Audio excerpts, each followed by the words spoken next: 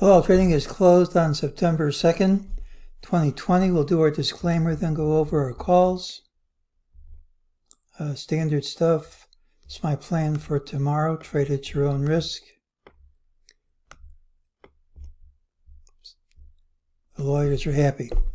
Well, yesterday we said that we were at strong resistance, and if the rally was to continue unabated, we'd have to gap up over these highs.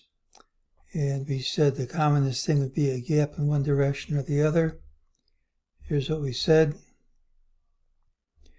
Said it had the potential to take us parabolically higher. Look for the pattern with the early low and a late high. That's what we got. Tomorrow's pattern also has the early low. When you gap up, this number is taken off the table as far as timing is concerned, but it gets added to the list as far as targets I have to print at some time. We now have probably as many unfilled or failed targets as I've had at one time from within a year. But again, before this rally, the last one they hadn't printed was in 2016.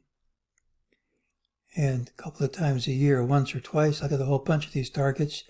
You want to throw your hands up and give up. But in the past 18 years, at some time, not necessarily anytime soon, they do print.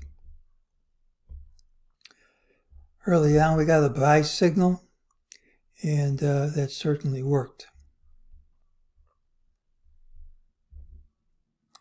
We broke through a trend line which has held since 2009. That's pretty impressive stuff. When you first break through, it's possible to invalidate it by going back under it promptly, but I'm not predicting that'll happen. That's a pretty strong move. We also broke through these three trend lines.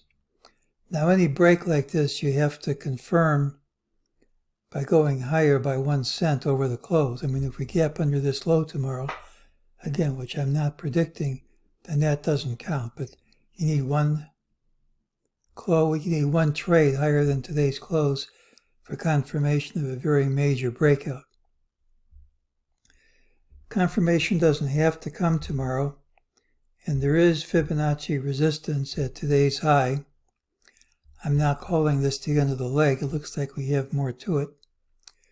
But if for some unforeseen reason, unforeseen to me anyway, if we do start dropping from here, there is a count that works.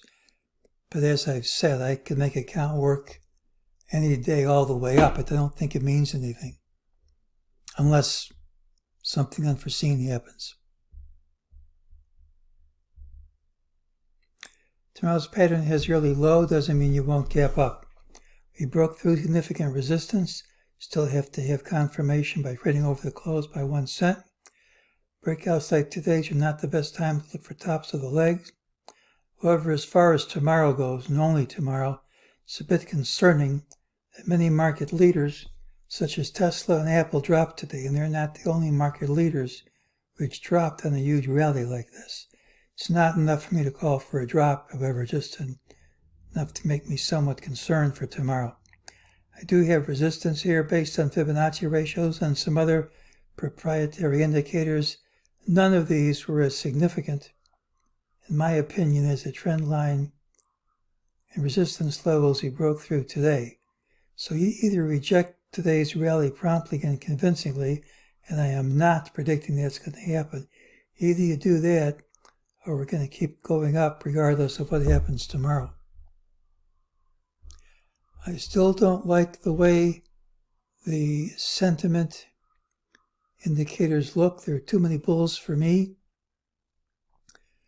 And I don't mind trying to call tops. I'm not going to try to call one here, unless, of course, we gap under this. Then I'll go back to the drawing board. But I don't think that's going to happen. Tomorrow does have the early low, and that's today's call.